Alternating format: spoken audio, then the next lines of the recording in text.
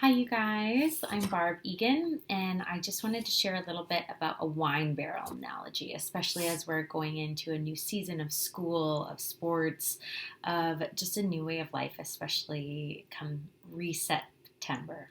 Re-September. That's what I like to call it. So I live in wine country. It's beautiful, the Okanagan. So I want you to think of this kind of like a wine barrel that's full of beautiful red wine. It's awesome. It's feel good, all of that good stuff. If we were that wine barrel, our life was that. It would look like family. It'd be full of work. We're feeling fulfilled and accomplished. It would be of friends and social support, hobbies, exercise, hiking, passions, faith, all of that. And here we are. We're pretty full all the way in that wine barrel.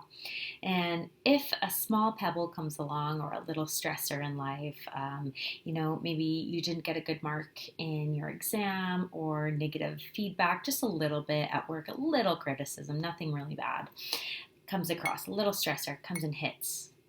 Well, you're not going to get a huge echo because it's full of wine. You're pretty good. You're full. A big stressor, so a death, a loss, something very detrimental, a breakup, comes and hits, not really that big of an echo because it's not that hollow, it's full. But then again, those things that fill us up, on the other hand of them, they can also drain us. So it could be maybe a relationship's not working out. Friends have betrayed you. Work's really not going that well. It's very stagnant. School, maybe just not feeling very good about yourself, not very exercising, eating well. And pretty soon you're down to here. A lot of overthinking, a lot of negative thoughts.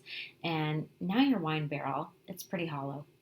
So when a little stressor in life or a little pebble comes across and hits it, there's a large echo because it's hollow. So when those little stressors make those big echoes or big emotional echoes in our lives, and that could look like irritability, just being short. It could look like a meltdown. It could look like a breakdown. It could look like crying. It could look like some sort of echo or release in our life. We have to pay attention to that and say, okay, practically, what can I do to refill my barrel? What can I do? And maybe it is as simple as making sure I'm eating well. Your brain and your gut are so connected. Your gut is your second brain. So staying away from processed foods, sugars, dairy, gluten, things that cause inflammation. They also cause it in the brain. Making just sure that you get out of your bed and you shower, you change clothes. So now I'm already up here, reaching out to one friend even a week. Even it's via text of saying, hey, I'm thinking of you, or hey, can I talk? Then you're up to here. Maybe it's counseling. That can be really safe and really helpful. So you have exercise. Maybe it's getting enough sleep. Getting just a routine down, writing it out. Maybe practicing some gratitude, writing 3 things a day that you're grateful for. So slowly, your wine barrel gets full again. It doesn't go from here all the way up to here.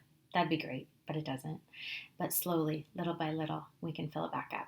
And then that little pebble, a little stressor or a big stressor comes across and there's not an echo anymore. And so that's the analogy I like to teach on, of just thinking of our lives like a wine barrel and seeing where we're at, kind of helping you to check in with yourself, being very self-aware, and just making sure that you're pouring back into yourself, but also realizing what's draining you, taking some power back. And I think counseling can be a great tool for that.